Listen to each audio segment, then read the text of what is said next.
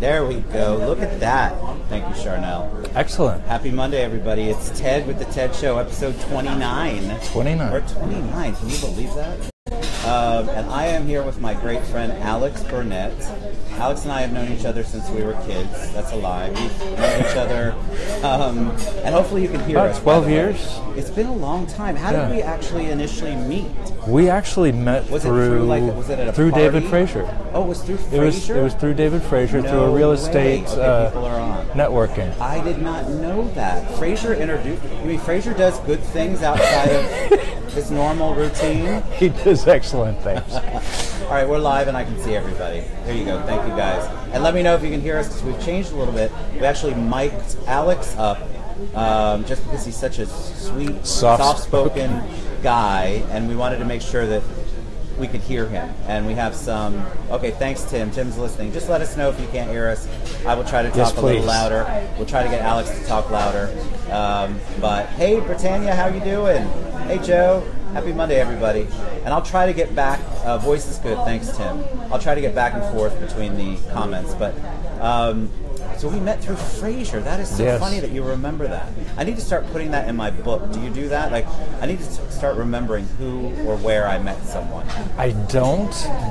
Somehow do you remember? My memory has been uncanny in because of all the regards. Coffee I drink. Yes. Mine tends to be, hey Royce, mine tends to be a little bit not as good as it should be, especially after a few coffees. And I remember that your birthday is October 4th. My birthday is October 4th. Next week. How do you remember that? I have no idea. Oh God! Wow. Yes. Kind of like Rain Man. Gifts, please. I mean, no gifts, please. Sorry. And you brought me a lovely gift today. Yes. Apotheca Red. Hopefully, Mary O'Donnell will see this later. She's at work right now. Right from the garden. Apotheca Red is my favorite. Right from your garden. Right from my garden. Yes. If you saw the post. So, John Wild in the house. Hey, John. Hey, everybody. All right. So let's get back to you. So we've been talking about having you on the show almost since the beginning, and we were trying to figure out how to make it work and what to do. And you've got such an interesting history, which some of it I just learned today. I used to work for what's now DCF, because I remind everyone, that's right, Eileen, talk about my birthday. That could be true, allegedly, with a hashtag. But we've never talked about it. We literally had not talked about it beforehand. I mean, you could have seen it all over. I've got a button that says, please give me a gift for my birthday. 10 people are watching the video. Oh, that's sweet. All right, so we both worked at HRS, which is now DCF, which I just found out earlier. I worked in the, don't laugh everyone, but I used to work in the alcohol, drug abuse, and mental health division. All things that I struggle with, maybe not the drug abuse part. But I did the programmatic funding and the programmatic reviews to make sure that the grants were being implemented properly. But you had the hard job. So tell them a little bit about you. We'll get to the real estate and everything else later, but give us a little background. A lot of people tell me that I do have a unique background in that I have been educated in social work and public administration. And yes, I did work for DCF, and actually my first ID badge from there said HRS on it. Yeah, HRS. And I think I still have that. HRS. I don't use it anymore. No, well, it won't go anywhere. No, but yes, I started out in foster care and helping the transition from foster care to the adoption process, or trying to get children back to their parents if they were successful in, I guess, renovating their lifestyles. Right, we talked about this. So I used to serve on those committees where we would either choose to give the child back to their parents or TPR, which is termination of parental rights. I always normally voted for the TPR just because of the horrific. By the time they got to that committee, it was so bad and awful. Exactly. A lot of times they had no other place to go. It was foster care or go back to a parent or grandparent. Correct. But how funny that you were. I was gone by the time you started. Yes. But we both know Paul Sneed. So, Paul Sneed, Carol Deloach, several other people. I still have a ton of friends in the industry. And oddly enough, sort of like Ted, I worked specialized in the drug-dependent newborn unit. The drug-dependent newborn unit, yes. Sure. So we took, unfortunately, had to take a lot of children directly from the hospital. So back in the day, we used to have an organization that we licensed called Snow Babies, we weren't really very politically correct back then.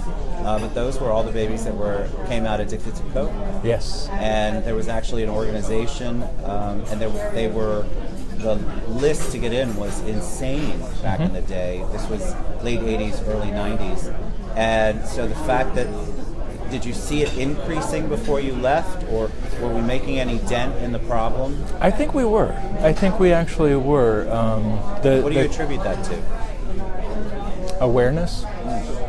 Awareness, more services, more funding for programs and services out there for the parents, for the people that are addicted, and I think that they made all public officials, teachers, etc., more aware to what to look for. Agreed. I definitely think the prevention and education has had a tremendous impact on it. Obviously, it hasn't all gone away, but it's definitely changed, and people are more aware. And actually, like you said, we know how to recognize at least the symptoms. Exactly. Before we had no idea. Granted, you would never think that a child or a baby coming in would be a cocaine addict at birth, right, or a heroin addict now, or whatever they smoke or do. And they go through withdrawals. Just like an actual addict too. Literal withdrawals, which is the hardest part for the child and such a challenge. And so at the time, did they take the mother and the father through a program in order for them to get the baby back? Yes, okay. Yes. And that didn't always happen successfully. Right, well, I remember. Yeah. Again, I was on those termination of parental rights things, which was always such a challenge. And then you became a child, that was part of your child protective services investigator work. I like that. You were then you became a private investigator. So you became a private investigator, which is why he knows everything about me. That's why he knows my birthday, Eileen. That may be. That has to be why. The private investigative work was strictly for workers' compensation fraud. So I was following people that claimed that they were hurt. So they were hurt, but they were lifting things. And correct, dancing around. Amateur wrestling, I think things like that. People don't really believe that anyone would go that far to hire a photographer or an investigator to take the pictures. Right. And they think that they're not really doing anything wrong and they're just taking off from work. That is so interesting to me. So how long did you do that? Did that for about 6-7 years. Oh, you did that a long time. Yes. So were you the one that sat in the car with the long range camera, and all that video camera, crawled into the bushes? Did you have to testify when you did that? Or I luckily never had to go that far and testify. Most of the cases that I got to deal with ended up settling. Because of the amount of evidence that we found. Once they see the pictures and the person dancing or I don't know, lifting heavy boxes when they're supposed to be disabled. Or people. Yeah, exactly. I would imagine. I remember work comp. Well, work comp's been a challenge in Florida alone, from an insurance perspective. But I think from the investigation perspective, that must be very, very interesting. Yes.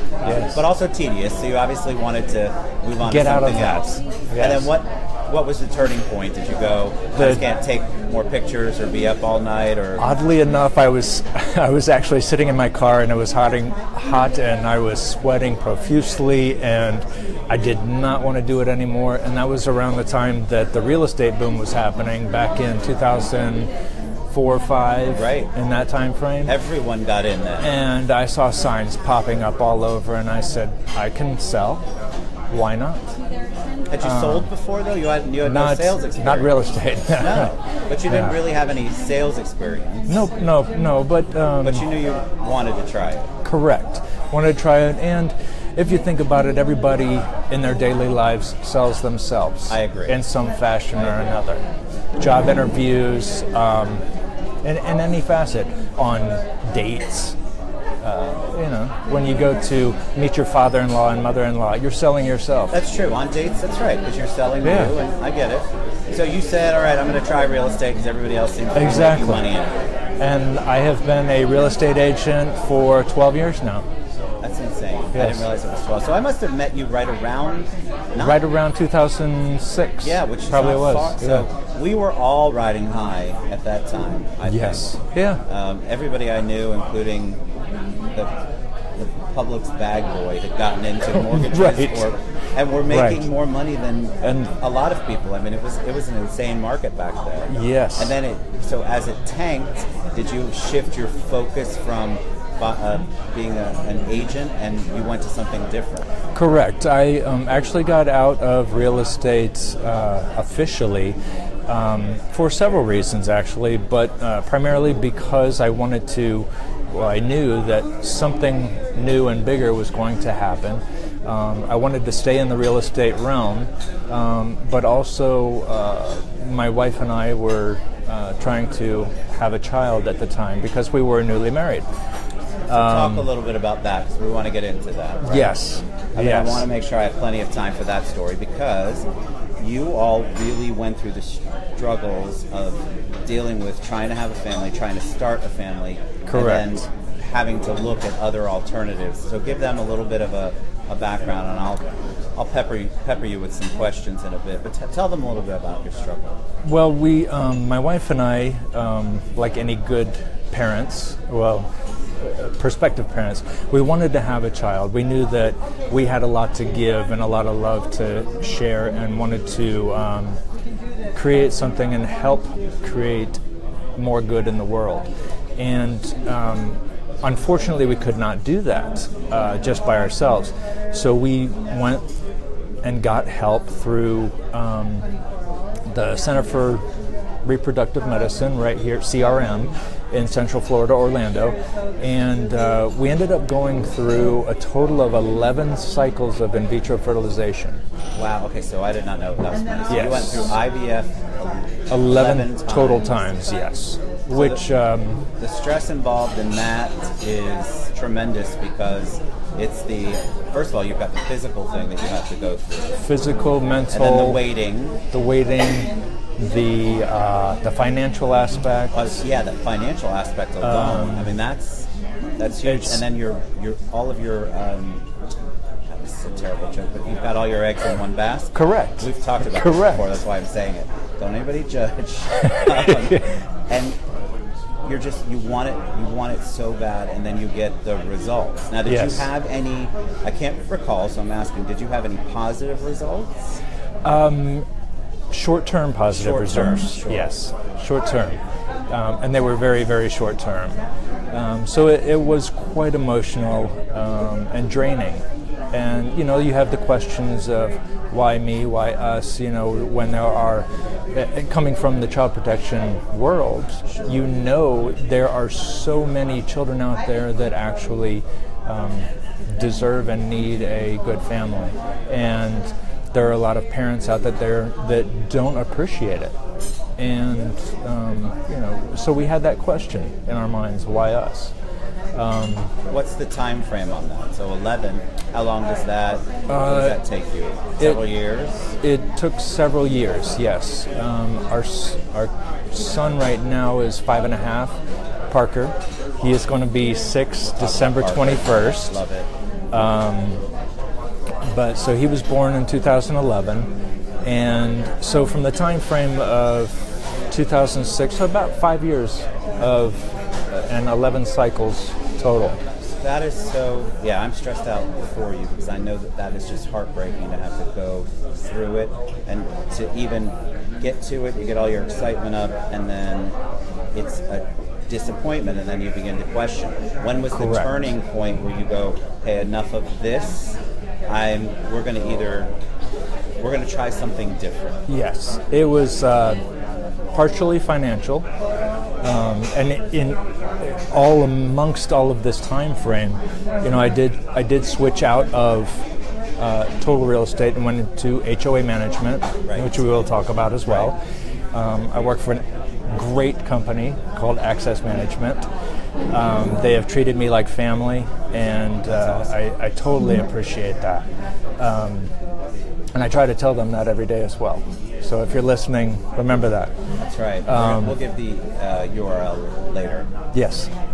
However, it was a time that we decided, hey, look, if it isn't God's will to allow us to actually have a child of our own, I personally know from my history that there are children out there that need it. need a parent. It need Correct. a good You've parent. been in Child Protective Services, and you saw it. So I knew the ins and outs of the Child Protective Services and the adoption process through the state, and I personally did not, just for my own reasons, I did not want to go through that process. But I did know of another organization called Catholic Charities, and I knew that they did also great work. And their process was a little bit different. We, as prospective parents, had to create a book as to why we wanted a child and why we thought we would be good parents. For Catholic Charities. How was that process? It was grueling. Yeah, I was because gonna say it's grueling. You're already heartbroken. I understand why they do it. Yeah. But that's a big thing to go through. It is intrusive. It's reliving. It's intrusive. And you going through all the TPR, termination of parental rights processes, you have to do home studies and have officials come over and look at your finances. You're under a microscope. Exactly. You are. Exactly. So everything that you do, everybody is watching. And it's just like being a state employee. That is true. or a public figure, right. So we went through that process, and the birth mothers, the birth parents that Catholic Charities deal with, and they have a different process of where they have this set of books, and they present these books to the birth parents that are expecting. Oh wow! So you're actually going through it, and the birth parents or birth mother, correct? They actually go through and choose based on the who book. They want to meet. So your book, I'm stressed out. The book is super important. Yes. It's not just a reflection. You're going through it again. Correct. You're actually. This is it. This is your star presentation. Correct. Wow. Correct. And we have basically one chance. So we were actually chosen twice. And you may not know this. So remember there being sadness about that, but I don't recall. Yes. Why? You were chosen and then something happened. We were chosen. We followed this couple, very nice individuals, and for about 6 months. And the child was born. However, due to complications, the child also passed away after 4 right. hours. I do remember that. I'm so sorry. But it turned out awesome. It truly did, because we at first we wanted to give up, and we said, to heck with this. We're not going to let anybody else tell us if we're going to be good parents or not. We're going to try one more bout of IVF, and so we started that process again. Wow, I did not know that. And that initial child, and this might give you chills, and that's okay. I know people are commenting. They're sad. But it all turns out well. It turns out quite well. We're truly blessed. There is a happy ending. But that first child, was born on May the 13th, so 5/13. So we started going through this last process of IVF, and the day that my wife was inseminated, we get another phone call from Catholic Charities, and they said, we have somebody else that wants to meet you. And we were like, I don't know if we want to do that. We just did this process again. What if we say yes and they like us, and then this works, and then we have multiple children? Sometimes that happens, though. Exactly. It happens actually a lot. Exactly. Yeah, I've heard of that. So for whatever the reasons, we talked about it, and we decided we're going to go ahead and meet her, because there's no obligation. But we hit it off. We could tell that this young lady was a great person. She took care of herself, and she actually liked us too.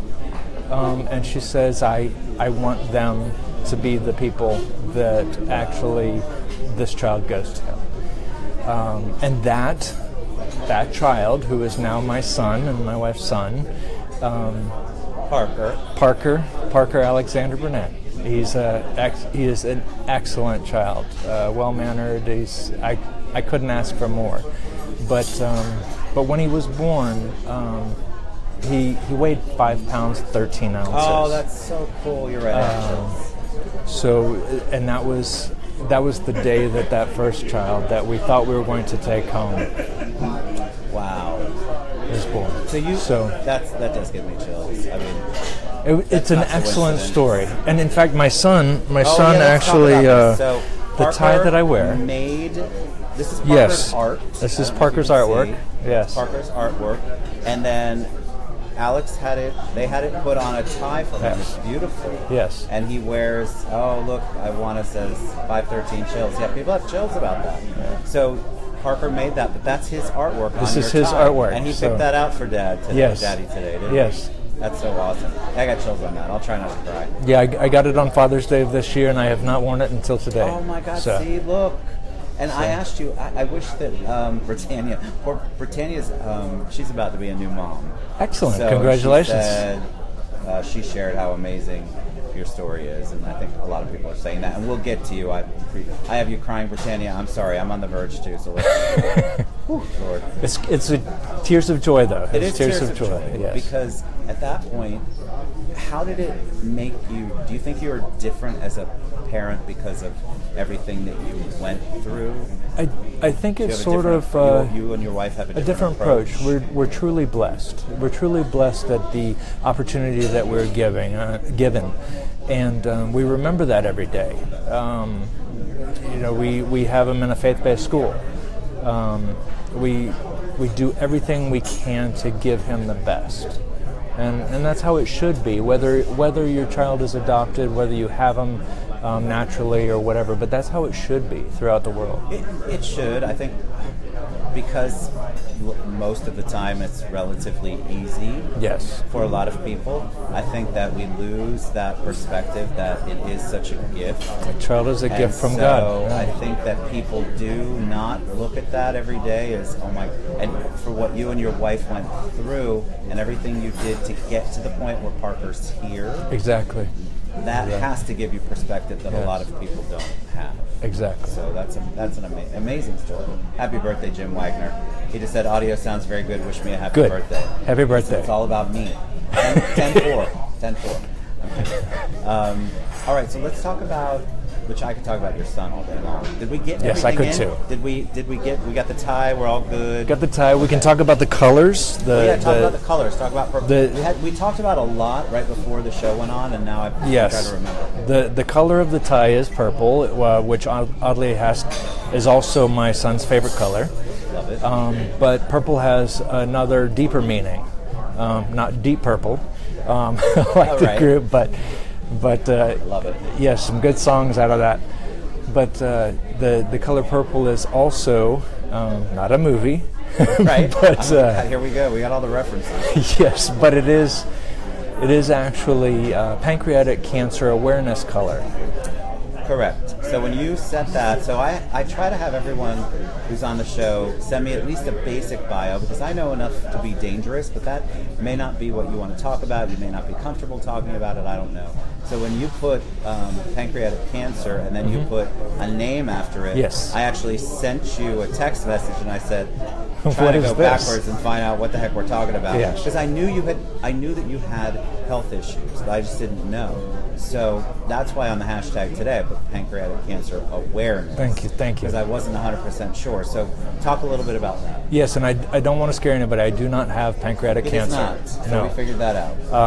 But I do suffer from chronic pancreatitis, which is a precursor to that. Correct. So you have to be on the ball, on the money. Correct. Always, and you've had to give up a lot in order to make sure that your pancreas doesn't react that way. And that's okay, because ultimately I am becoming a better person in many facets. But you've had to give up fat. Give up fat. I can't say the A word. So giving up fat, giving up alcohol, giving up. Well, granted, I used to smoke cigars, but giving up smoking. Now I only smoke when I'm on fire. But yes, giving up a lot of that, and had to add into that eating a lot, but eating in small portions throughout the day.